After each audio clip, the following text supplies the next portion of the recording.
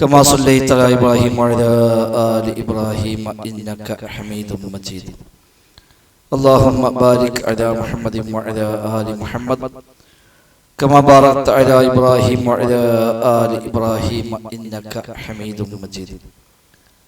أما بعد فإن خير الكلام كلام الله وخير السنن سنن محمد صلى الله عليه وسلم وشر الأمور محدثاتها وكل محدثة بدعة وكل بدعة ضلالة وكل ضلالة في النار. بسم الله الرحمن الرحيم. يا أيها الذين آمنوا اتقوا الله حق تقاته ولا تموتن إلا وأنتم مسلمون. ബഹുമാന്യരായ സഹോദരങ്ങളെ സഹോദരിമാരെ, റഹ്മാനായ റബ്ബ് സുബ്ഹാനഹു വ തആലയുടെ നിയമ നിർദ്ദേശങ്ങൾ കഴിവിന്റെ പരമാവധി ജീവിതത്തിൽ പാലിക്കുവാൻ പരിശ്രമിച്ചുകൊണ്ട് മുത്തഖീങ്ങളായി ജീവിക്കണേ എന്ന് പ്രത്യേകമായി ഓർമ്മപ്പെടുത്തുകയാണ്.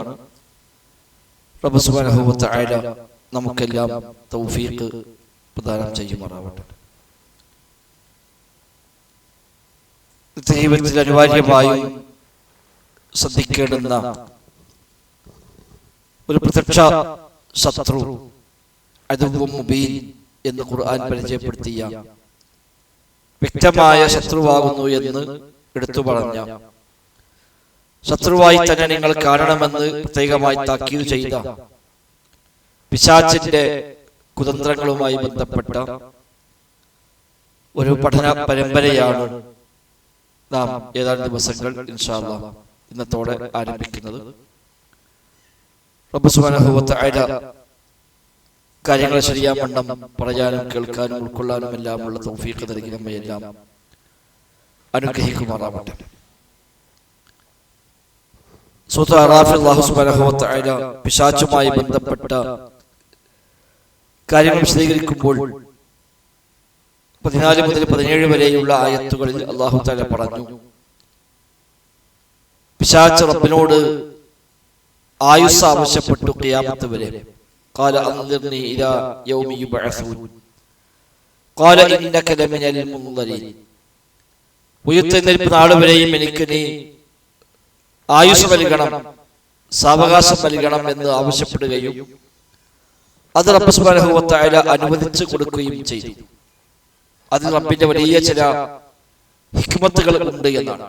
ചിലർക്ക് ചോദിക്കുക, എന്തിനാ ഒരു ഇബ്ലീസിനെ പടക്കാതിരുന്നാൽ പോലെ, എന്താ പിന്നെ കുഴപ്പമില്ലല്ലോ, ഇബ്ലീസിന് അധികാരം കൊടുക്കാതിരുന്നാൽ പോലെ എന്നൊക്കെ ആളുകൾ പഴയ കാലത്തും ഇപ്പോഴും ചോദിക്കാറുണ്ട്.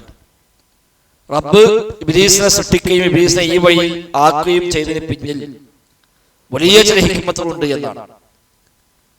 അതില്ലെങ്കിൽ നഷ്ടപ്പെട്ടു പോകുന്ന ഒരുപാട് മേഖലകൾ, ആ മേഖലകൾ സംരക്ഷിക്കാൻ കൂടിയാണ് റബ്ബ് സുബ്ഹാനഹു വ തആല ഇബ്ലീസിനെ സൃഷ്ടിക്കുകയും അത് വിശ്വാസികൾക്ക് പരീക്ഷണമായി നിശ്ചയിക്കുകയും ചെയ്തത് എന്ന് ഇബ്നു ഖയ്യിം റഹിമഹുള്ളയുടെ തുരീഖുൽ ഹിജ്റത്തൈൻ എന്ന കിതാബിൽ അദ്ദേഹം വളരെ വിശദമായി പേജ് കണക്കിന് അദ്ദേഹം അതിന്റെ ഓരോ ഹിക്മത്തും എടുത്തു പറഞ്ഞുകൊണ്ട് വിശദീകരിക്കുന്നത് കാണാൻ കഴിയും. ഏതായാലും ഖിയാമത്ത് വരെ അവന് ആയുസ് കിട്ടി. ശേഷം അവൻ പ്രഖ്യാപിച്ച പ്രഖ്യാപനമുണ്ട്. ഖാല ഫബിമാ അഗ്വൈതനി, റബ്ബേ ഞാനേതായാലും പഴിച്ചുപോയി, നീ എന്നെ പഴിപ്പിച്ചു കളഞ്ഞു. അതിനാൽ ലഅഖഉദന്ന ലഹും സിറാത്തകൽ മുസ്തഖീം, നിന്റെ നേരായ വഴിയിൽ ഞാൻ അവർക്ക് വേണ്ടി കാത്തിരിക്കുക തന്നെ ചെയ്യും. ثم لآتينهم من بين أيديهم ومن خلفهم, പിന്നീട് ഞാൻ അവരുടെ മുന്നിലൂടെ ചെല്ലും, പിന്നിലൂടെയും ചെല്ലും. വഅൻ അയ്മാനിഹിം വഅൻ ശമാഇലിഹിം, അവരുടെ വലതുഭാഗത്തൂടെയും ചെല്ലും, ഇടതുഭാഗത്തൂടെയും ചെല്ലും. വലാ തജിദു അക്സറഹും ശാകിരീൻ, അവരിൽ മഹാഭൂരിപക്ഷം ആളുകളെയും നന്ദിയുള്ളവരായി കാണാനാവുകയില്ല എന്ന് അവനെന്ന് പ്രതിജ്ഞയായി പ്രഖ്യാപിച്ച കാര്യമാണ്. അപ്പൊ മനുഷ്യന്റെ ഏറ്റവും വലിയ ശത്രുവായി റബ്ബ് നിശ്ചയിച്ചവൻ, അവന് ആയുസ് നൽകി ചില പ്രവർത്തന സ്വാതന്ത്ര്യങ്ങൾ അല്ലാഹു തആല നിശ്ചയിച്ച് കൊടുക്കുകയും ചെയ്തു. അത് ഉപയോഗിച്ചുകൊണ്ട് മനുഷ്യന്റെ മുന്നിലൂടെയും പിന്നിലൂടെയും ഇടതുഭാഗത്തൂടെയും എല്ലാം കടന്നു വന്ന് മനുഷ്യനെ അവൻ പിഴപ്പിക്കാൻ ശ്രമിക്കുമെന്ന ശബ്ദമാണ് അവൻ ഇവിടെ ചെയ്യുന്നത്. റബ്ബ് സുബ്ഹാനഹു വ തആല അതിനുള്ള ഒരു സംവിധാനം അവന് അനുവദിച്ചു കൊടുക്കുകയും ചെയ്തു എന്നർത്ഥം. അതുകൊണ്ട് തന്നെ പിശാചും അവന്റെ കൂട്ടാളികളും യഥാർത്ഥ വിശ്വാസികളുമായി ഒരു യുദ്ധം അത് എന്നും നിലനിന്നിട്ടുണ്ട്, ഇനിയും ഉണ്ടാവുകയും ചെയ്യും. റബ്ബിന്റെ മിത്രങ്ങളായ ഔലിയാഉല്ലാഹ്, അല്ലാഹുവിന്റെ ഔലിയാ മുത്തഖീങ്ങൾ മുഅ്മിനീങ്ങളായ ആളുകളും പിശാചും പിശാചിന്റെ അനുയായികളും, ഈ രണ്ട് കക്ഷികൾ തമ്മിൽ ഒന്ന് ഔലിയാഉല്ലാഹ്, മറ്റൊരു ഔലിയാഉ ശൈത്താൻ. റബ്ബിന്റെ മിത്രങ്ങൾ, പിശാചിന്റെ മിത്രങ്ങൾ, ഈ രണ്ട് സംഘങ്ങൾ തമ്മിൽ എന്നും ഒരു ഏറ്റുമുട്ടൽ ഉണ്ടാവുക തന്നെ ചെയ്യും. അത് ഇല്ലാതിരിക്കാൻ കഴിയില്ല. അത് രക്ഷപ്പെടാനുള്ള വഴികളാണ് സ്വീകരിക്കേണ്ടത്. ആ ഏറ്റുമുട്ടൽ വേണ്ടെന്ന് വെക്കാൻ, അത് അവസാനിപ്പിക്കാൻ ഏതായാലും ആരെക്കൊണ്ടും സാധ്യമല്ല.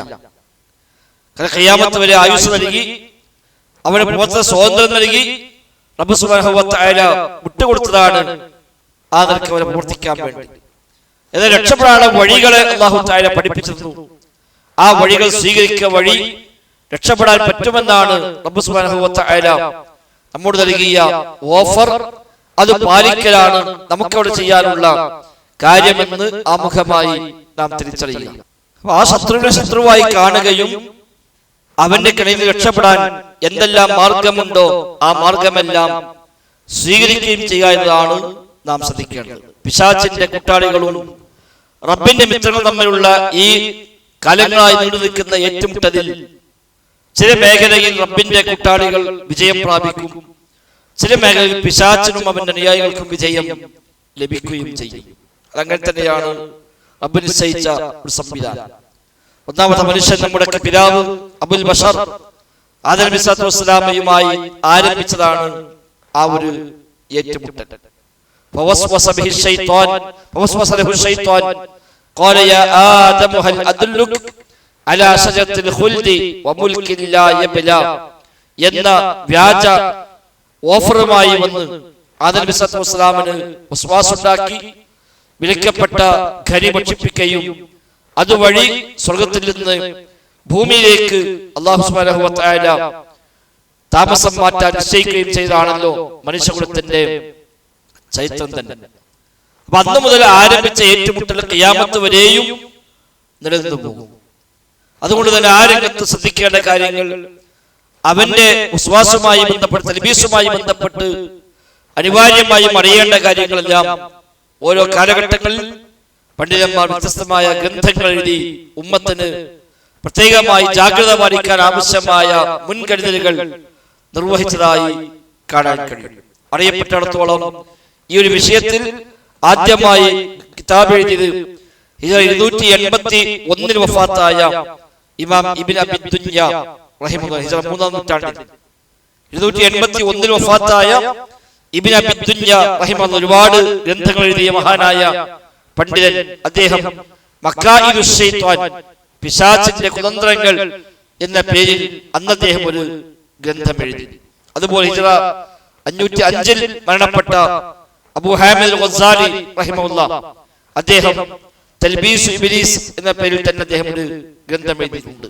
ഇബ്ലീസിന്റെ വ്യത്യസ്തമായ തൽബീസുകൾ, അവനുണ്ടാക്കുന്ന ആശയക്കുഴപ്പങ്ങൾ, അതിനെ വിശുദ്ധ ഖുർആനിന്റെയും പ്രവാചക വചനങ്ങളുടെയും സ്വഹാബത്തിനെയും താബിഈകളെയും അധ്യാപകരെയും എല്ലാം അടിസ്ഥാനത്തിൽ താക്കീത് ചെയ്യാൻ വേണ്ടി അദ്ദേഹം എഴുതിയ ഗ്രന്ഥമാണ് ഇമാം ഗസാലിയുടെ തൽബീസ് ഇബ്ലീസ് എന്ന ആ ഗ്രന്ഥം. അതുപോലെ ഇമാം ഇബ്നുൽ ജൗസി റഹിമഹുല്ലാഹ്, അദ്ദേഹം അതേ പേരിൽ തന്നെ തൽബീസ് ഇബ്ലീസ് എന്ന പേരിൽ അദ്ദേഹം തന്നെ ഗ്രന്ഥം എഴുതി. പക്ഷെ ലോകത്ത് ഏറ്റവും അധികം പ്രചാരം കിട്ടിയത് ഇബ്നുൽ ജൗസി റഹിമഹുല്ലാഹയുടെ ആ ഒരു കിതാബിനാണ് ഈ വിഷയത്തിൽ. അതിനുശേഷം ഇമാം ഇബ്നുൽ ഖയ്യിം റഹിമഹുല്ലാഹ് 751 ഇബ്നുൽ ഖയ്യിമിന്റെ വഫാത്ത്. അദ്ദേഹം ഇഗാസത്തുൽ ലഹ്ഫാൻ മിൻ മസ്വാഇദ് ശൈത്വാൻ എന്ന വിശ്വവിഖ്യാതമായ ഒരു ഗ്രന്ഥം അദ്ദേഹം എഴുതി.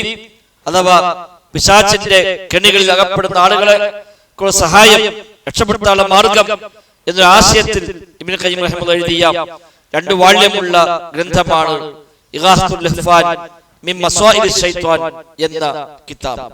അടിസ്ഥാനപരമായി ഈ 4 ഗ്രന്ഥങ്ങളാണ് ഈ വിഷയത്തിൽ നമ്മുടെ ആദ്യകാല അഹ്ലുസുന്നയുടെ പണ്ഡിതന്മാർ എഴുതിയ ഗ്രന്ഥങ്ങൾ. പിന്നെ ഇതിനടിസ്ഥാനമാക്കി പിൽക്കാലത്ത് വന്ന പലരും അതിനെ ഷോർട്ടാക്കുകയും അതിനുള്ള ചില സ്ഥിരപ്പെടാത്ത ഹദീസുകളെയും കഥകളെയും എല്ലാം ഒഴിവാക്കിയുമെല്ലാമായി വ്യത്യസ്ത രീതിയിൽ ഇതിനെ ആധുനിക കാലത്തും അല്ലാത്ത കാലത്തുമെല്ലാം സേവനം ചെയ്ത പണ്ഡിതന്മാരുണ്ട്. മവാരിദുൽ അമാരിൽ മുൻതഖ മിൻ ഇഗാസത്തുൽ ഹിഫാൻ എന്ന പേരിൽ ഇബ്നു ഖയ്യിമിന്റെ ഇഗാസത്തുൽ ഹിഫാനിനെ ഒന്ന് ഷോർട്ടാക്കി തയ്യാറാക്കിയത് ആധുനിക കാലത്ത് ജീവിച്ചിട്ടുള്ള ഒരു പണ്ഡിതനെ നമുക്ക് കാണാൻ സാധിക്കും. ഏതായിരുന്നാലും ഇങ്ങനെയുള്ള സേവനങ്ങൾ വ്യത്യസ്തമായ കാലഘട്ടങ്ങളിൽ പണ്ഡിതന്മാർ ചെയ്തു വെച്ചതുകൊണ്ട് തന്നെ അവയെല്ലാം വായിക്കുകയും പഠിക്കുകയും ചെയ്ത് ആ ഒരു വഴിയിൽ നിന്ന് രക്ഷപ്പെടാൻ ശ്രമിക്കുക എന്നതാണ് നമുക്കിവിടെയുള്ള മാർഗമെന്ന് ആമുഖമായി സൂചിപ്പിക്കുകയാണ്. സൂചിപ്പിച്ച പോലെ ഇവരൊക്കെ മുസ്ലിം ഉമ്മത്തിന് താക്കീത് നൽകുവാനും അവരെ ഈ ചതിയിൽ നിന്ന് രക്ഷപ്പെടുത്തുവാനും ഉദ്ദേശിച്ചുകൊണ്ടാണ് മുൻഗാമികളെല്ലാം ഈ ഗ്രന്ഥങ്ങളെല്ലാം രചിച്ചിട്ടുള്ളത് എന്നത് തിരിച്ചറിയുകയും അത്തരം കിതാബുകളെ നാം പഠനവിധേയമാക്കി മുന്നോട്ട് പോവുകയുമാണ് വേണ്ടത് എന്ന് എന്നോടും നിങ്ങളോടും ഒക്കെ ഓർമ്മപ്പെടുത്തുകയാണ്. പിശാച് വ്യത്യസ്തമായ വഴികളിൽ മനുഷ്യനെ പിഴപ്പിക്കുകയും എന്നൊക്കെ സൂചിപ്പിച്ച ആയത്തിൽ പറഞ്ഞതുപോലെ മുന്നിലൂടെയും പിന്നിലൂടെയും വലതുഭാഗത്തൂടെയും ഇടതുഭാഗത്തൂടെയും എല്ലാം ചെന്നുകൊണ്ട് പിശാച് മനുഷ്യനെ തെറ്റിക്കാനായി ശ്രമിക്കുമെന്നാണല്ലോ ആ ആയത്ത് പഠിപ്പിക്കുന്നത്.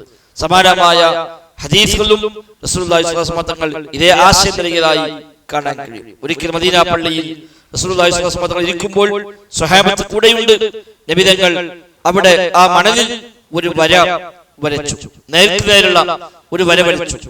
എന്നിട്ട് പറഞ്ഞു, ഇതാണ് എന്റെ മാർഗം, ഏറ്റവും നേരായ ശരിയായ മാർഗം ഇതാകുന്നു എന്ന് പറയുകയും പിന്നീട് ആ വരയിൽ നിന്ന് അതിന്റെ ഭാഗങ്ങളിലേക്ക് നബി തങ്ങൾ വ്യത്യസ്തമായ വരകൾ വരച്ചുകൊണ്ട് പറഞ്ഞു, ഹാദിഹി അസ്സുബുൽ, ഇതെല്ലാം തെറ്റിപ്പോകുന്ന തിരിഞ്ഞു പോകുന്ന വഴികളാണ്.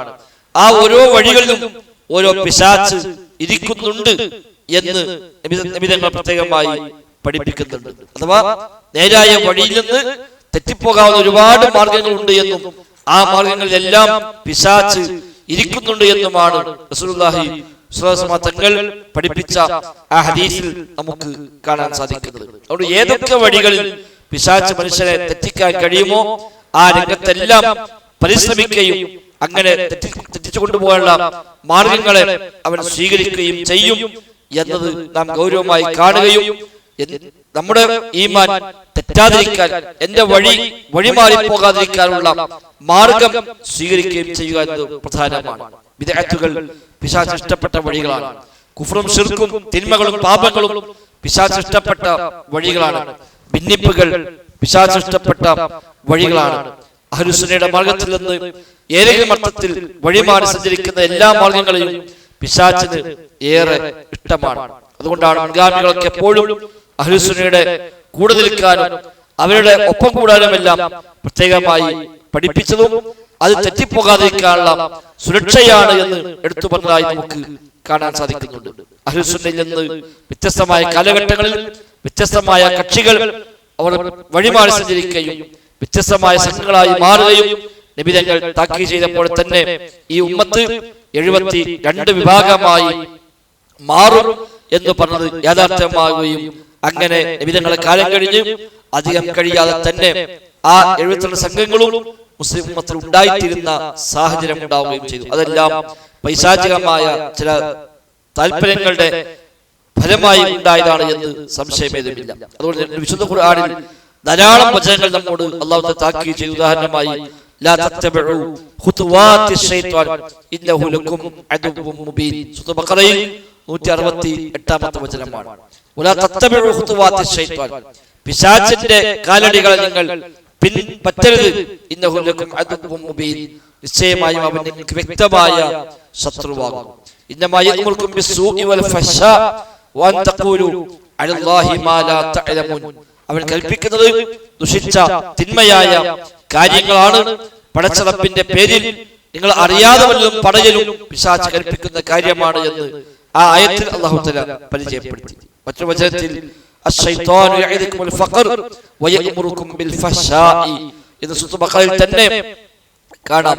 പിശാച് നിങ്ങൾക്ക് ഫഖർ, ദാരിദ്ര്യം അവൻ വാഗ്ദാനം ചെയ്യും, തിന്മകൾ അവൻ നിങ്ങളെ കൽപ്പിക്കുകയും ചെയ്യും എന്ന് പറഞ്ഞു. മറ്റൊരായത്തിൽ അല്ലാഹു തആല പറഞ്ഞു, വയരിദു ശൈത്വാനു യുദില്ലഹും ളലാലൻ ബഈദ. അവരെ അതിവിദൂരമായ വഴികേടിലേക്ക് വഴിപിഴപ്പിക്കാനാണ് പിശാച് ഉദ്ദേശിക്കുന്നത്. അതുപോലെ ഖുർആൻ കാണാം, ഇന്നമാ യുരിദു ശൈത്വാനു യൂഖിഅ ബൈനകുമുൽ അദാവത വൽ ബഗ്ളാഅ ഫിൽ ഖംരി വൽ മൈസിർ വയസുദ്ദകും അൻ ദിക്രില്ലാഹ് വഅനിസ് സ്വലാത്ത് ഫഹൽ അൻതും മുൻതഹൂൻ. മദ്യം നിഷിദ്ധമാക്കിക്കൊണ്ടുള്ള വചനമാണ്. അല്ലാഹു തആല പറഞ്ഞ മദ്യത്തിലൂടെ പിശാച് ഉദ്ദേശിക്കുന്നത് പരസ്പരം ശത്രുതയും വിദ്വേഷവും ഉണ്ടാക്കുവാനും ദൈവസ്മരണയിൽ നിന്ന് നിങ്ങളെ തെറ്റിക്കുവാനും നിസ്കാരത്തിൽ നിന്ന് നിങ്ങളെ തെറ്റിക്കുവാനുമാണ് എന്ന് ഖുർആൻ അവിടെ പരിചയപ്പെടുത്തി. മറ്റൊരായത്തിൽ ഇന്നഹു അദുവ്വുൻ മുളില്ലുൻ മുബീൻ. തീർച്ചയായും പിശാച് അദുവ്വുൻ ശത്രുവാണ്, മുളില്ലുൻ പിഴപ്പിക്കുന്നവനാണ്, മുബീൻ വ്യക്തമായ പിഴപ്പിക്കുന്ന ശത്രുവാണ് അവൻ എന്ന് എടുത്തു പറഞ്ഞു. ഇന്ന ശൈത്വാനക്കും അദുവ്വുൻ ഫത്തഖിദൂഹു അദുവ്വ. സൂറത്തുൽ ഫാത്തിറിൽ അല്ലാഹു തആല പറഞ്ഞു, പിശാച് നിങ്ങളുടെ ശത്രുവാണ്, നിങ്ങൾ അവനെ ശത്രുവായി തന്നെ കാണണം. ഇന്നമാ യദ്ഉ ഹിസ്ബഹു ലിയകൂനു മിന അസ്ഹാബിസ് സഈർ. അവൻ ക്ഷണിക്കുന്നത് അവർ നരകക്കാരായി മാറാൻ വേണ്ടിയാണ് എന്ന് അല്ലാഹു പ്രത്യേകമായി നമ്മെ സൂചിപ്പിക്കുന്നു. ഇങ്ങനെ തുടങ്ങി ധാരാളം ആയത്തുകൾ വിശുദ്ധ ഖുർആനിൽ തന്നെ പിശാചിന്റെ കെണികളിൽ നിന്ന് താക്കീത് ചെയ്യുന്ന ഒരുപാട് വചനങ്ങൾ നമുക്ക് കാണാൻ കഴിയുന്നു. ആ വചനങ്ങളെല്ലാം നമുക്കുള്ള ഒരു താക്കീതാണ് എന്ന് നാം തിരിച്ചറിയുക. നബി തങ്ങൾ പറഞ്ഞു, യാ അയ്യുഹൻ നാസ്, അല്ലയോ മനുഷ്യരെ എന്ന് വിളിച്ചുകൊണ്ട് നബി തങ്ങൾ പറഞ്ഞു, ഇന്നല്ലാഹ തആല അമറനി അൻ ഉഅല്ലിമകും മാ ജഹിൽതു മിമ്മ അല്ലമനി ഫി യൗമി ഹാദാ. ഇന്ന് റബ്ബ് സുബ്ഹാനഹു വ തആല എനിക്ക് ചില കാര്യങ്ങൾ പഠിപ്പിച്ചു തന്നിട്ടുണ്ട്, അത് ഞാൻ നിങ്ങൾക്ക് പഠിപ്പിച്ചു തരാനായി റബ്ബിനോട് കൽപ്പിച്ചിരിക്കുന്നു എന്ന് പറഞ്ഞുകൊണ്ട് നബി തങ്ങൾ ആരംഭിച്ച ഒരു ഹദീസിൽ കാണാം, അല്ലാഹു തആല പറയുന്നു എന്ന് പറഞ്ഞുകൊണ്ട് ആ ഹദീസിന്റെ ഭാഗത്ത് അല്ലാഹു പറഞ്ഞു, വഇന്നി ഖലഖ്തു ഇബാദി ഹുനഫാഅ കുല്ലഹും ഫഅതതുഹും ശയാതീനു ഫജതാലതുഹും അൻ ദീനിഹിം. ഞാൻ എൻ്റെ അടിമകളെ മുഴുവനും സൃഷ്ടിച്ചത് ഹുനഫാഅ, ഋജുമനസ്കരായ രീതിയിൽ, ശുദ്ധ പ്രകൃതിയിലാണ്, വളവില്ലാതെ വക്രതയില്ലാത്ത അവസ്ഥയിലാണ് എൻ്റെ അടിമകളെ മുഴുവൻ ഞാൻ സൃഷ്ടിച്ചത്. എന്നാൽ പിശാചുക്കൾ അവരെ സമീപിക്കുകയും അവരുടെ ദീനിൽ നിന്ന് അവരെ തെറ്റിച്ചു കൊണ്ടുപോവുകയും ചെയ്തുവെന്ന് അല്ലാഹു പറയുന്നു എന്ന് പറഞ്ഞ് നബി തങ്ങൾ പഠിപ്പിക്കുന്ന സ്വഹീഹായ ഹദീസ് നമുക്ക് കാണാൻ കഴിയും. ജാബിർ ഇബ്നു അബ്ദുല്ലാഹ് റളിയല്ലാഹു അൻഹു പറയുന്നു, ഖാല റസൂലുള്ളാഹി സ്വല്ലല്ലാഹു അലൈഹി വസല്ലം, നബി സ്വല്ലല്ലാഹു അലൈഹി വസല്ലം തങ്ങൾ പറയുന്നു എന്ന് പറഞ്ഞ് ജാബിർ ഇബ്നു അബ്ദുല്ലാഹ് പറയുന്നു, ഇന്ന ഇബ്ലീസ് യലഉ അർശഹു അലൽ മാഇ. ഇബ്ലീസ് അവന്റെ സിംഹാസനം വെള്ളത്തിന്മേൽ സ്ഥാപിക്കും. ثم يبعث سراياه, എന്നിട്ട് തന്റെ സൈന്യങ്ങളെ നാല് ഭാഗത്തേക്കും ഇബ്ലീസ് അവൻ നിയോഗിക്കുമെന്നാണ്. ഒരു സിംഹാസനം സ്ഥാപിച്ച് ഒരു രാജാവിനെ പോലെ അവൻ അവിടെ ഉപവിഷ്ടനായി, എന്നിട്ട് നാല് ഭാഗത്തേക്കും തന്റെ സൈന്യങ്ങളെ അവൻ നിയോഗിച്ചയക്കുന്നു. ഫഅദ്നാഹും മിൻഹു മൻസിലതൻ അഅ്ലമഹും ഫിത്ന. അങ്ങനെ ആ പറഞ്ഞുവിട്ട സംഘങ്ങളിൽ, സേനാംഗങ്ങളിൽ ആരാണോ ഏറ്റവും അധികം ഫിത്ന ഉണ്ടാക്കിയത് അവനാണ് ഇബ്ലീസിന്റെ ഏറ്റവും അടുത്തവനായി അവൻ സ്വീകരിക്കുക എന്നാണ്. അവരുടെ സംഘത്തെ മൊത്തം വിടുകയും എന്നിട്ട് ഏതൊക്കെ ഫിത്നകൾ ചെയ്യാൻ കഴിയുമോ അതൊക്കെ അവൻ ഉണ്ടാക്കി വിടുകയും ഏറ്റവും അധികം ഫിത്ന ഉണ്ടാക്കിയവന് ഏറ്റവും വലിയ സാമീപ്യം നൽകി തന്റെ ഏറ്റവും ഇഷ്ടക്കാരനായി, സ്വന്തക്കാരനായി അവൻ കൂട്ടുകയും ചെയ്യുമെന്ന് നബി തങ്ങൾ പഠിപ്പിക്കുന്ന ഹദീസാണ്. അങ്ങനെ ഈ പറഞ്ഞയക്കപ്പെട്ട സംഘങ്ങൾ ഓരോരുത്തരായി തിരിച്ചു വരും. എന്നിട്ട് ഇബ്ലീസിനോട് പറയും, ഫഅൽതു കദാ വകദാ, ഞാൻ ഇന്നതൊക്കെ ചെയ്തു, ഇന്ന പണിക്ക് നിർത്തും, ഇന്നാളെ പഴിപ്പിച്ചു, മറ്റൊരു ഞാൻ അവിടെ പിന്തിരിപ്പിച്ചു, ഈ നന്മയിലെ മുടക്കി, ഇങ്ങനെ തുടങ്ങി അവർ ചെയ്ത പണികൾ പറയും. അവൻ ഓരോന്നും പറയുമ്പോ ഇബ്ലീസ് പറയും, മാ സനഅത ശൈഅ, ഒന്നുമല്ല, ഈ ചെയ്തൊന്നും പോരാ, ഇതൊന്നും ഒന്നുമല്ല എന്ന് ഇബ്ലീസ് അവനോട് പ്രതികരിക്കും. മറ്റൊരു തമ്പറും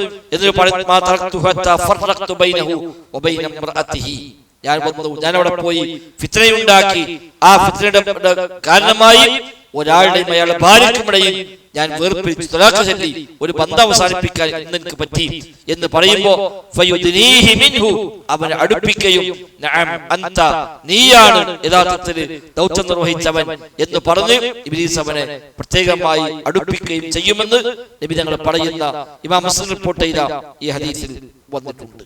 അഥവാ വ്യത്യസ്തമായ വഴികൾ പിശാച് ശ്രമിക്കുന്നുവെന്നും ആ വഴിയിലേക്കെല്ലാം തന്റെ അനുയായികളെ അവൻ പറഞ്ഞയക്കുന്നുവെന്നും ആ അനുയായികൾ ചെയ്യുന്ന ഓരോന്നും അവൻ പിന്നീട് അത് ചോദിച്ചറിയുകയും അതിൽ ആരാണോ കൂടുതൽ ഫിത്നയിൽ വിജയിക്കുന്നത് അവരെ അവൻ സ്വന്തക്കാരനായി സ്വീകരിക്കുകയും ചെയ്യുമെന്നാണ് ഈ ഹദീസ് നമ്മെ അറിയിക്കുന്നത്. മറ്റൊരു ഹദീസിൽ നബി തങ്ങൾ പറഞ്ഞു, ഇന്ന ഇബ്ലീസ ഖദ് യഇസ അൻ യഅബ്ദുൽ മുസല്ലൂൻ, നിസ്കരിക്കുന്ന ആളുകൾ പിശാചിനെ ആരാധിക്കുന്ന കാര്യത്തിൽ അവൻ നിരാശനാണ്.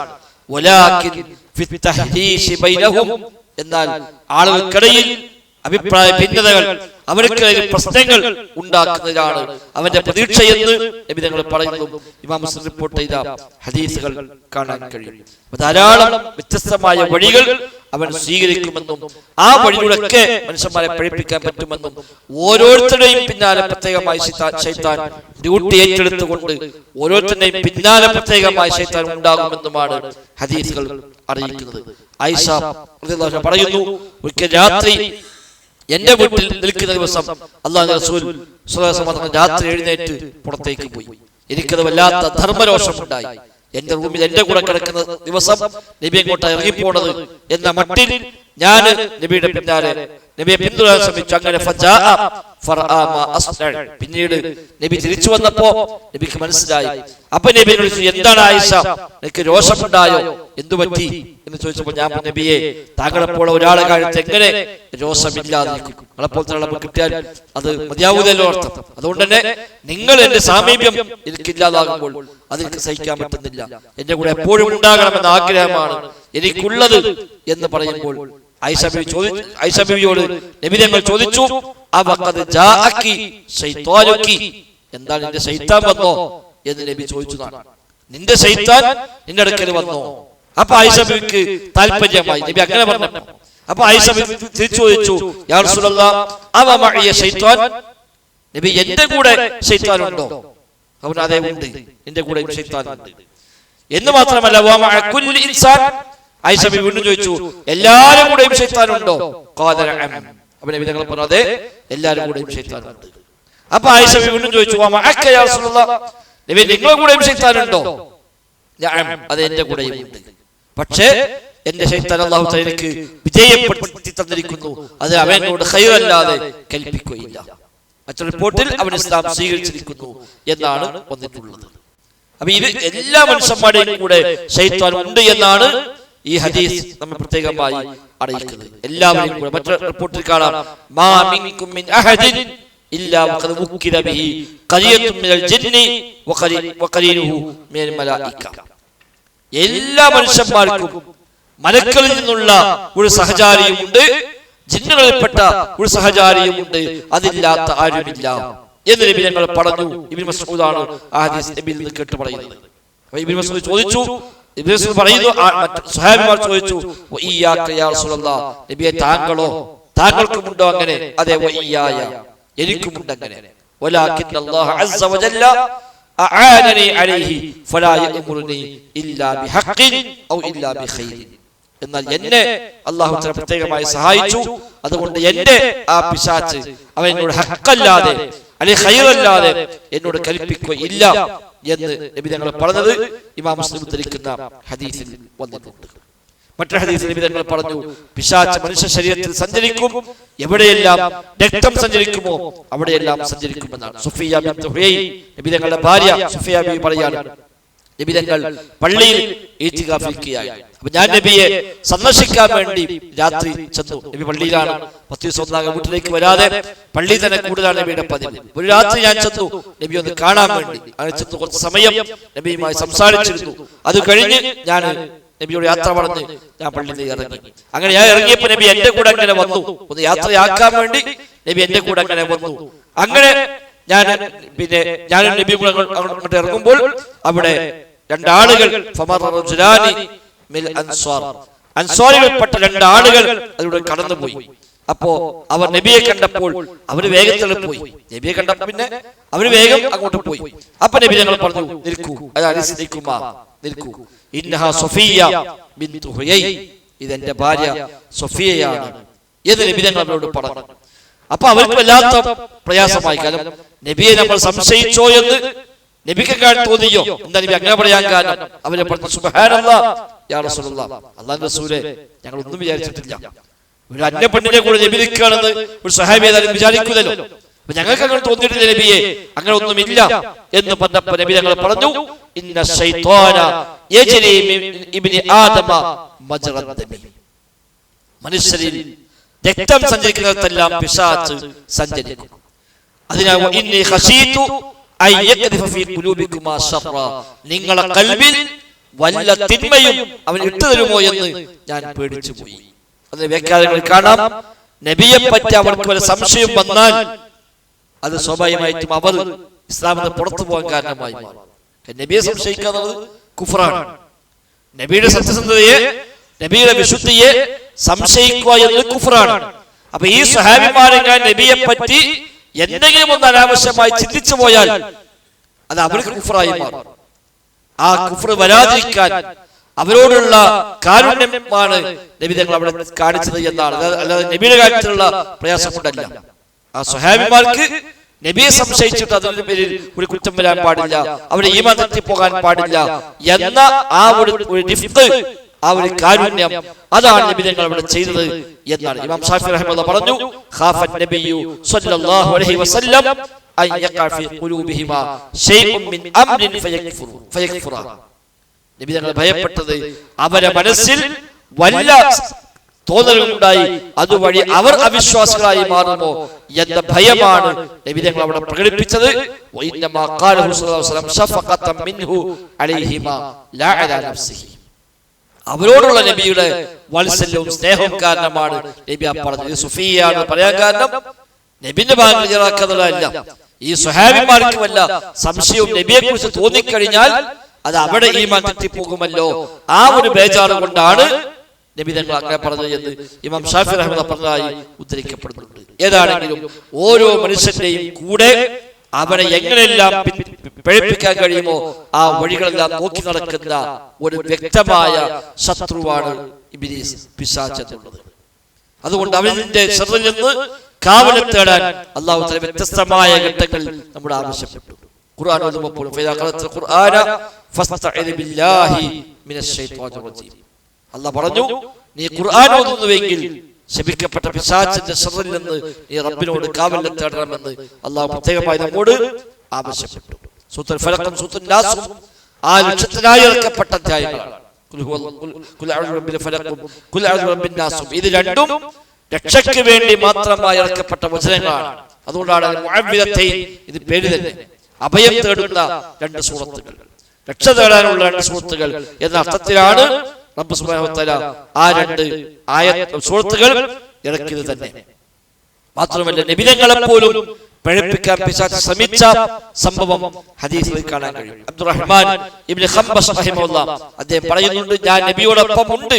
ആ സമയത്ത് പിശാചുകൾ കൂട്ടം കൂട്ടമായി നബിയെ സമീപിക്കാൻ വന്ന ആ സന്ദർഭത്തിൽ ഞാനുണ്ട് നബിയുടെ കൂടെ എന്നാണ്. അബൂ തയ്യാർ റഹിമഹുല്ലാഹ് ചോദിച്ചു, കൈഫ സനഅ റസൂലുള്ളാഹി സ്വല്ലല്ലാഹു അലൈഹി വസല്ലം കാദത്ഹു ശയാത്തീൻ, പിശാചുകൾ നബിക്കെതിരെ ഉപായം സ്വീകരിച്ച ആ ദിവസത്തിൽ നബി എന്താണ് ചെയ്തത് ഒന്ന് പറഞ്ഞു തരാമോ എന്ന് ചോദിക്കുമ്പോൾ അദ്ദേഹം വിശദമായി പറഞ്ഞു. അദ്ദേഹം പറഞ്ഞു, ഇന്ന ശയാത്തീന തഹദ്ദറത് തിൽക ലൈല അലാ റസൂലില്ലാഹി സ്വല്ലല്ലാഹു അലൈഹി വസല്ലം മിൻ ഔദിയതി വശിആബ്, ആ രാത്രിയിൽ എല്ലാ താഴ്വരകളിൽ നിന്നും എല്ലാ പ്രാന്തപ്രദേശങ്ങളിൽ നിന്നും പിശാചുകൾ ഒന്നാകെ നബി ലക്ഷ്യമാക്കി വന്നു. വഫീഹിം ശൈത്വാനുൻ ബിയദിഹി ശഅലത്തു നാരിൻ, അതിൽ ഒരു പിശാചിന്റെ കയ്യിൽ ഒരു തീജ്വാല കൈവശമുണ്ടായി. യുരീദു അൻ യഹ്രിഖ ബിഹാ വജ്ഹ റസൂലില്ലാഹി സ്വല്ലല്ലാഹു അലൈഹി വസല്ലം, നബി തങ്ങളുടെ മുഖം കരിച്ചു കളയലാണ് അവന്റെ ഉദ്ദേശം. ആ ലക്ഷ്യത്തിനായി കയ്യിൽ തീജ്വാലയും ഏന്തിക്കൊണ്ടാണ് ഒരു ശൈത്വാൻ വരുന്നത്. ഫഹബത ജിബ്രീലു അലൈഹിസ്സലാം, അപ്പോൾ ജിബ്രീൽ അലൈഹിസ്സലാം ഇറങ്ങി വന്നു. എന്നിട്ട് പറഞ്ഞു, യാ മുഹമ്മദ് ഖുൽ, നബിയെ താങ്കൾ പ്രാർത്ഥിക്കുക, താങ്കൾ കാവൽ തേടുക, പറയുക. അവൻ നബി തങ്ങൾ എന്താ പറയേണ്ടത്? അവൻ ജിബ്രീൽ സല്ലല്ലാഹു പറഞ്ഞു, ഖുൽ അഊദു ബികലിമാത്തില്ലാഹി താമ്മാതി മിൻ ശർരി മാ ഖലഖ വദറഅ വബറഅ വമിൻ ശർരി മാ യൻസിലു മിനസ് സമാഇ വമിൻ ശർരി മാ യഅറുജു ഫീഹാ വമിൻ ശർരി ഫിത്നിൽ ലൈലി വന്നഹാർ വമിൻ ശർരി കുല്ലി ത്വാരിഖിൻ ഇല്ലാ ത്വാരിഖൻ യത്ലഖു ബിഖൈരിൻ യാ റഹ്മാൻ എന്ന് നബിയെ താങ്കൾ കാവലിനെ തേടുക. അഊദു ബികലിമാത്തില്ലാഹി താമ്മാത്, അല്ലാഹുവിന്റെ പരിപൂർണമായ വചനങ്ങൾ മുഖേന ഞാൻ കാവലിനെ തേടുന്നു. മിൻ ശർരി മാ ഖലഖ വദറഅ വബറഅ, റബ്ബ് സൃഷ്ടിച്ച അവൻ പടച്ചുണ്ടാക്കിയ എല്ലാത്തിന്റെയും ശർറുകളിൽ നിന്ന് ഞാൻ റബ്ബിനോട് കാവലിനെ തേടുന്നു. വമിൻ ശർരി മാ യൻസിലു മിനസ് സമാ, ആകാശത്ത് ഇറങ്ങുന്ന എന്തെല്ലാം ശർറുണ്ടോ അതിൽ കാവലിനെ തേടുന്നു.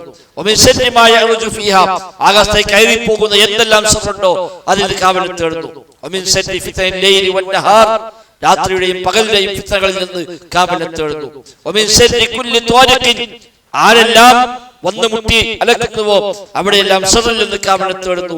ഇല്ലാ ത്വാരിഖൻ യത്ലഖു ബിഖൈരിൻ യാ റഹ്മാൻ, ഖൈറുമായി വരുന്നവരല്ലാത്ത ബാക്കി എല്ലാവരുടെയും ശർറിൽ നിന്ന് ഞാൻ റബ്ബേ നിന്നോട് കാവലിനെ തേടുന്നു എന്ന് നബിയെ താങ്കൾ പറയുക. നബി തങ്ങൾ പറഞ്ഞു, ഫതുഫിഅത് നാറുഹും വഹസമഹുമുല്ലാഹു തആല, അങ്ങനെ അവിടെ ആ തീജ്വാല കെട്ടുപോയി റബ്ബ് അവരെ പരാജയപ്പെടുത്തി എന്നാണ് ആ ഹദീസിൽ പഠിപ്പിക്കുന്നത്. മറ്റൊരു ഹദീസിൽ നബി തങ്ങൾ പറഞ്ഞതായി ആയിഷ ബീവി പറഞ്ഞു, മനുഷ്യന്റെ പിന്നാലെ പിശാച് കൂടി വസ്വാസാക്കുന്ന വഴികൾ പറഞ്ഞ കൂട്ടത്തിൽ അല്ലാഹുവിന്റെ റസൂൽ പഠിപ്പിക്കുന്നു, ഇന്ന ശൈത്വാന യഅതി അഹദകും, പിശാച് നിങ്ങളെ സമീപിക്കും. ഫയഖൂലു മൻ ഖലഖക, ചോദിക്കും ആരാണ് നിന്റെ സൃഷ്ടാവ്? അപ്പൊ സ്വയം ഉത്തരം കണ്ടെത്തും, അല്ലാഹു തബാറക വ തആല, അല്ലാഹുവാണ് പഠിച്ചത്.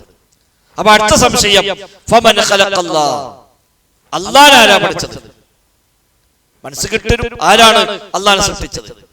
ഈ ഒരു തോന്നൽ ഉണ്ടായി കഴിഞ്ഞാൽ ഫൈദാ വജദ അഹദുകും ദാലിക്, ആ തോന്നൽ ഉണ്ടായി കഴിഞ്ഞാൽ ഫൽയഖുൽ ആമൻതു ബില്ലാഹി വറസൂലിഹി, ആ തോന്നൽ വരുമ്പോൾ അവൻ പറയട്ടെ ആമൻതു ബില്ലാഹ്, ഞാൻ അല്ലാഹുവിനെ വിശ്വസിച്ചിരിക്കുന്നു, വറസൂലിഹി, അവന്റെ റസൂലിനെയും വിശ്വസിച്ചിരിക്കുന്നു എന്നവൻ പ്രഖ്യാപിക്കട്ടെ. ഫൈന ദാലിക യുദ്ഹിബു അൻഹു, അത് അവന്റെ ഈ പ്രയാസമില്ലാതാക്കാൻ കാരണമായി മാറും. പിന്നെ ആലോചിക്കാൻ പാടില്ല അല്ലാഹുവാണ് പഠിച്ചത്. അപ്പൊ അത് സംശയമായി ചോദിക്കുക, അത് ചോദിച്ചു നോക്കുക. എന്നിട്ട് പലരെയും വിളിച്ച് അങ്ങോട്ട് പോയി ഇങ്ങോട്ട് പോയി പല ഉസ്താദുമാരെയും കണ്ട് അല്ലാഹുവാണ് പഠിച്ചത്, ആ ചോദ്യവുമായി പോകേണ്ടതില്ല. അല്ലാഹുവാണ് പഠിച്ചതല്ല, റബ്ബിനാരും പഠിച്ചതല്ല, റബ്ബ് പഠിപ്പല്ലോ, ആ ചോദ്യത്തിന് പ്രസക്തിയില്ല. അപ്പൊ ആ ചോദ്യം എപ്പോൾ വരുന്നുവോ അവിടെ വെച്ച് അത് അവസാനിപ്പിക്കുക, അവിടെ പ്രഖ്യാപിക്കാം അല്ലാഹുവിന്റെ റസൂലിനെയും ഞാൻ വിശ്വസിച്ചിരിക്കുന്നു എന്നങ്ങ് പ്രഖ്യാപിക്കുക, അതിനപ്പുറത്തേക്ക് പോകേണ്ടതില്ല. അപ്പൊ പിശാച് അങ്ങനെ മനുഷ്യനെ തെറ്റിക്കാൻ ശ്രമിക്കുമെന്നർത്ഥം. ഹസൻ ഹുസൈൻ റളിയല്ലാഹു അൻഹുമയെ നബി തങ്ങൾ കാബിലെ തേടാനായി പ്രാർത്ഥിച്ചത് കാണാം. ഉഈദുകുമാ ബികലിമാത്തില്ലാഹി താമ്മ മിൻ കുല്ലി ശൈത്വാനിൻ വഹാമ്മ വമിൻ കുല്ലി ഐനിൻ ലാമ്മ. തന്റെ പേരമക്കളായ ഹസൻ ഹുസൈൻ റളിയല്ലാഹു അൻഹുമക്ക് വേണ്ടി നബി തങ്ങൾ കാവലിനായി പ്രാർത്ഥിച്ചു എന്ന വചനങ്ങൾ, ഉഈദുകുമാ ബികലിമാത്തില്ലാഹി താമ്മ, റബ്ബിന്റെ പരിപൂർണമായ വചനങ്ങളാൽ ഞാൻ നിങ്ങൾക്ക് വേണ്ടി കാവലിനെ ചോദിക്കുന്നു. മിൻ കുല്ലി ശൈത്വാനിൻ വഹാമ്മ, എല്ലാത്തരം പിശാചുക്കളിൽ നിന്നും ഞാൻ നിങ്ങൾക്ക് വേണ്ടി പടച്ച റബ്ബിനോട് കാവലിനെ തേടുന്നു. അതേപോലെ എന്തെല്ലാം തിന്മയുമായി വരുന്ന ഏതെല്ലാം ഉണ്ടോ അതിനെല്ലാം കാവലിനെ തേടുന്നു. വമിൻ കുല്ലി ഐനിൻ ലാമ്മ, ആക്ഷേപകരമായ എല്ലാ കണ്ണുകളുടെയും ശർറിൽ നിന്നും ഞാനിതാ കാവലിനെ തേടുന്നുവെന്ന് ഹസൻ ഹുസൈൻ റളിയല്ലാഹു അൻഹുമക്ക് വേണ്ടി നബി തങ്ങൾ പ്രാർത്ഥിക്കുകയും എന്ന് നബി പറയുമായിരുന്നു. ഹാകദാ കാന അബീ ഇബ്രാഹിം സല്ലല്ലാഹു അലൈഹി വസല്ലം യുഅബ്ബിദു ഇസ്മാഈല വ ഇസ്ഹാഖ, എന്റെ പിതാവ് ഇബ്രാഹിം അലൈഹിസ്സലാത്തു വസ്സലാം ഇസ്ഹാഖ് നബിയെയും യാക്കൂബ് നബിയെയും ഇസ്മായിൽ നബിയെയും യാക്കൂബ് നബി ഇസ്ഹാഖ് നബിയെയും ഇങ്ങനെ ചൊല്ലി മന്ത്രിക്കുമായിരുന്നു, പ്രാർത്ഥിക്കുമായിരുന്നു എന്ന് നബി തങ്ങൾ പ്രത്യേകമായി പറയുകയും ചെയ്തു എന്ന് സ്ഥിരപ്പെട്ട ഹദീസ് ഇമാം ബുഖാരി മുസ്ലിം റഹിമഹുല്ലാഹ് ഉദ്ധരിച്ച ഹദീസാണ്. വ്യത്യസ്തമായ രീതിയിൽ പിശാച് മനുഷ്യന്റെ പിന്നാലെ കൂടുകയും ഏതെല്ലാം വഴികളിൽ അവനെ ഉപയോഗപ്പെടുത്താൻ കഴിയുമോ ആ വഴിക്കെല്ലാം ഉപയോഗപ്പെടുത്താൻ സാധിക്കുകയും ചെയ്യും എന്നർത്ഥം.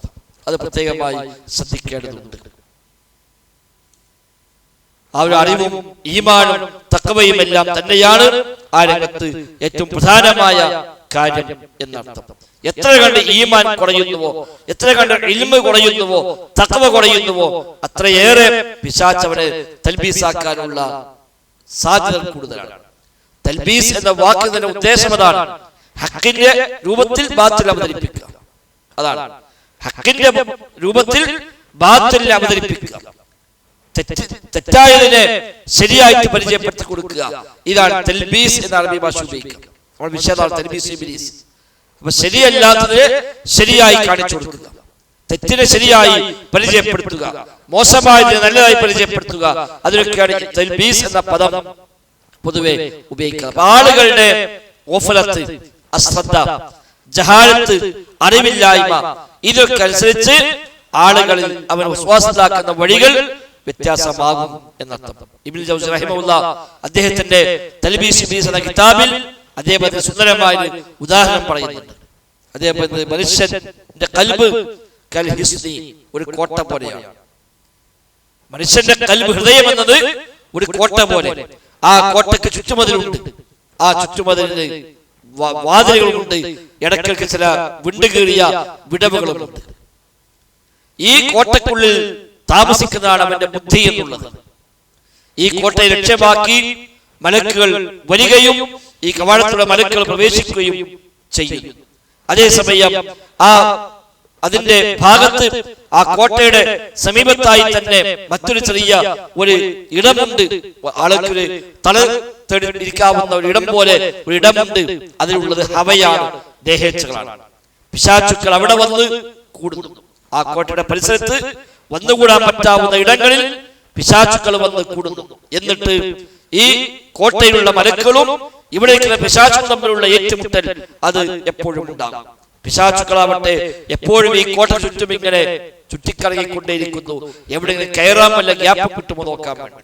ഈ വിടവുകളിലൂടെ, ഈ വിള്ളലുകളിലൂടെ കയറാൻ വല്ല വഴിയുമുണ്ടോ? ഇനി അതില്ലെങ്കിൽ വാതിൽക്കൽ നിർത്തിയ കാവൽക്കാരൻ എപ്പോഴെങ്കിലും ഒരു ശ്രദ്ധ തെറ്റി അവന്റെ കണ്ണു വെട്ടിച്ച് കയറാൻ പറ്റുമോ എന്ന് പിശാചുക്കൾ ശ്രമിച്ചുകൊണ്ടേയിരിക്കുമെന്നാണ്. ഈ കോട്ടക്കുള്ളിൽ കയറി മനുഷ്യന്റെ ബുദ്ധിയെ കളങ്കപ്പെടുത്താനുള്ള വല്ല വഴികളും അവന് നോക്കുകയും അങ്ങനെ ലഭിച്ചു കഴിഞ്ഞാൽ ഇവിടെ കയറുകയും ചെയ്യുമെന്ന ഒരു ഉപമ മനുഷ്യ ബുദ്ധിയെ പിശാച് അപായപ്പെടുത്താൻ ശ്രമിക്കുന്ന വഴികളെ പറ്റി പറഞ്ഞുകൊണ്ട് മുൻഗാമികൾ പഠനമായി ഇബ്നുൽ ജൗസി റഹിമഹുല്ലാഹ് എടുത്തു പറയുന്നുണ്ട്. ഹസൻ ബസ്രി റഹിമഹുല്ലാഹ് ചോദിച്ചു, അയനാമു ഇബ്ലീസ്, ഇബ്ലീസ് ഉറങ്ങുമോ എന്ന് ചോദിച്ചു. ഹസൻ ബസ്രി പ്രഗത്ഭനായ താബിഈയാണ്. 500ഓളം സഹാബിമാരെ കണ്ട് ആ സ്വഹാബത്തിന് മതം പഠിച്ച 110 വഫാത്തായ അഹ്ലുസുന്നയുടെ ഏറ്റവും വലിയ നേതാക്കന്മാരിൽ ഒരാളായ മഹാപണ്ഡിതനാണ് ഇമാം ഹസൻ ബസ്രി റഹിമഹുല്ലാഹ്. അദ്ദേഹത്തോട് ചോദ്യം, അയനാമു ഇബ്ലീസ്, ഇബ്ലീസ് ഉറങ്ങുമോ? ഇതിന്റെ മറുപടി, ലൗ നാമ ലവജദ്നാ റാഹ, അവനൊന്ന് ഉറങ്ങിയിരുന്നുവെങ്കിൽ നമുക്കൊരു ആശ്വാസമാകുമായിരുന്നു. ഉറങ്ങിക്കിട്ടിയാൽ ആ സമയം ഒരു ആശ്വാസമാണല്ലോ. പക്ഷെ അതും ഇല്ല എന്നാണ് അതിൽ നിന്ന് മനസ്സിലാകുന്നത്. എന്നിട്ട് ഇബ്നുൽ ജൗസി തുടരുകയാണ്, ആ കോട്ട അത് ചുറ്റുമുള്ള പ്രകാശമാണ്, അത് ലൈറ്റാണ്, ദിക്ർ ദുആകൾ. ആ കോട്ടയുടെ ചുറ്റുപാത്രം, അതിന്റെ കോമ്പൗണ്ട് വാള്, അതിന് ചുറ്റുമതിൽ, അതിലുള്ള വെളിച്ചങ്ങളാണ് ദിക്റുകൾ എന്നത്. മുസ്ലിഖും ബിൽ ഈമാൻ, ഈമാനാണ് ആ വെളിച്ചത്തെ പ്രകാശിപ്പിക്കുന്നത്. ആ ലൈറ്റുകൾ കത്താൻ ആവശ്യമായ അതിൽ ഇന്ധനം എന്നത് ഈമാനാണ്. അതിൽ ഒരു നല്ല കണ്ണാടിയുണ്ട്, അവിടെ കടന്നു പോകുന്ന എല്ലാം ആ കണ്ണാടിയിൽ കണ്ടുകൊണ്ടിരിക്കും. അതുകൊണ്ട് പിശാച് ശ്രമിക്കുക എങ്ങനെയൊക്കെ ഈ വെളിച്ചം കെടുത്താൻ പറ്റുമെന്നാണ്. ഉള്ളിലേക്ക് എങ്ങനെ കയറിക്കൊണ്ടെങ്കിൽ വെളിച്ചമില്ലാത്ത ഒരു ഏരിയ കിട്ടണം. അപ്പൊ അതിന് പിശാച് അവിടെ വെളിച്ചം കുറക്കാൻ, അഥവാ ഈമാൻ കുറക്കാനുള്ള വഴി അവൻ ശ്രമിക്കും. അതേപോലെ അവിടെ ദുഖാൻ, ഒരു പുകയുണ്ടാക്കാൻ, ഒരു ആശയക്കുഴപ്പം ഉണ്ടാക്കാൻ പിശാച് ശ്രമിക്കും. അങ്ങനെ ആ ഒരു ആശയക്കുഴപ്പം ഉണ്ടായി കഴിഞ്ഞാൽ സ്വാഭാവികമായും ഈ ചുറ്റുമതിലെല്ലാം ഇരുട്ടായി മാറും. അപ്പൊ ഈ കണ്ണാടി അതിൽ കാണാനായി മാറും. അതോടുകൂടി അവന് കയറാനുള്ള വഴികൾ എളുപ്പമായി ഇത് പിശാച് ശ്രമിക്കുമെന്നാണ്. അങ്ങനെ ചിലപ്പോൾ അവൻ കയറും.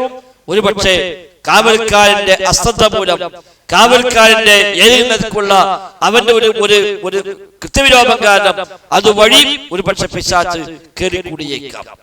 ചിലപ്പോൾ കയറി അവനവിടെ എല്ലാം ചുറ്റിക്കറങ്ങി പോരാൻ സാഹചര്യം ഒത്തേക്കാം. ഇതുപോലെയാണ് മനുഷ്യ മനസ്സിലേക്ക് പിശാചിന്റെ പ്രവേശനം എന്നാണ്.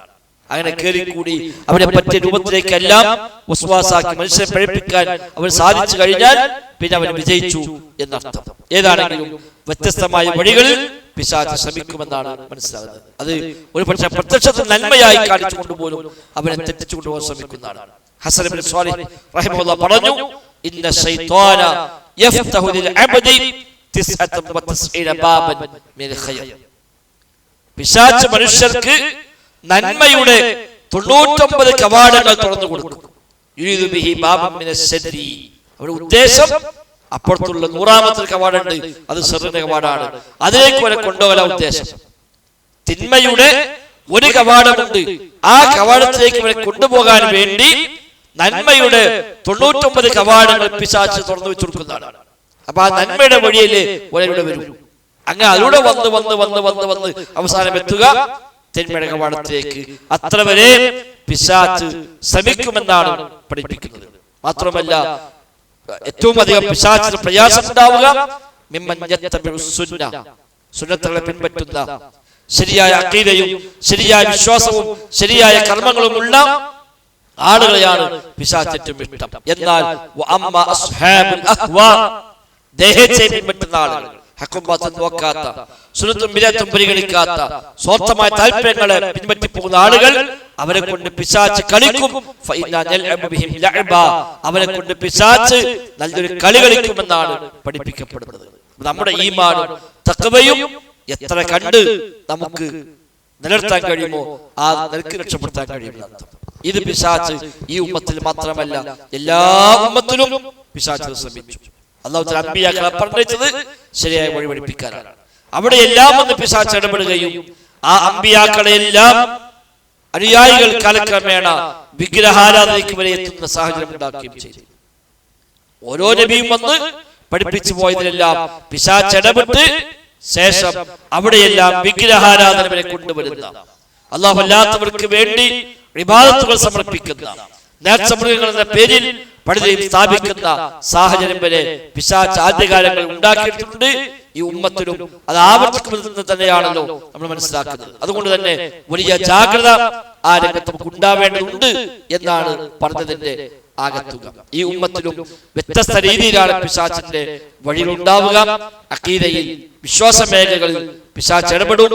അത് തെളിവാണ് മുസ്ലിം ഉമ്മത്തിലുണ്ടായ വ്യത്യസ്തങ്ങളായ ഭിന്നിപ്പുകൾ. ഷിയാക്കൾ മുതൽ ഖവാരിജുകൾ മുതൽ ഇങ്ങോട്ട് മുഅ്തസിലിയാക്കളും ജബരികളും ജഹ്മികളും ഖദരികളും റാഫിദികളും അടക്കമുള്ള ഒട്ടനവധി സംഘങ്ങൾ ലോകത്ത് വന്നുപോയി. അതെല്ലാം പൈശാചികമായ പല പ്രേരണകളാലും ഉണ്ടായതാണ് എന്ന് പറയേണ്ടതില്ല.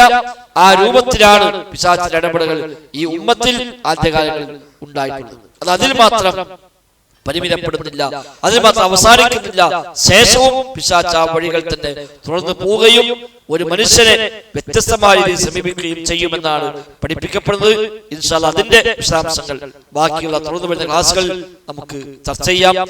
നമ്മയൊക്കെ ഏതൊക്കെ വഴികളിൽ പിശാച് ലക്ഷ്യം വെക്കുമെന്നും നമ്മയൊക്കെ പിശാച് ഇതിൽ നിന്ന് തെറ്റിച്ചു കൊണ്ടുപോകാൻ, നേരെ വഴിയിൽ നിന്ന് പിന്തിരിപ്പിക്കാൻ, അവനെ അപകടങ്ങളിൽ പോയി ചാടിക്കാൻ എന്തെല്ലാം മാർഗങ്ങൾ ഉപയോഗിക്കുമെന്നുമുള്ള അവന്റെ വ്യത്യസ്തമായ വഴികളെ ഇൻഷാ അല്ലാഹ് വരും ക്ലാസുകളിൽ നമുക്ക് പഠിക്കാം. റബ്ബ് സുബ്ഹാനഹു വ തആല എല്ലാ അർത്ഥത്തിലുമുള്ള നന്മകളെ മനസ്സിലാക്കി ആ നന്മകൾ ജീവിതത്തിൽ പകർത്തുവാനും തെറ്റായ വഴിയിൽ നിന്ന് രക്ഷപ്പെടാനുമുള്ള തൗഫീഖ് നൽകി നമ്മയെല്ലാം അനുഗ്രഹിക്കുമാറാവട്ടെ. ബറക്കല്ലാഹു ഫീനാ ജമീഅ. അസ്സലാമു അലൈക്കും വറഹ്മത്തുള്ളാഹി വബറകാതുഹു.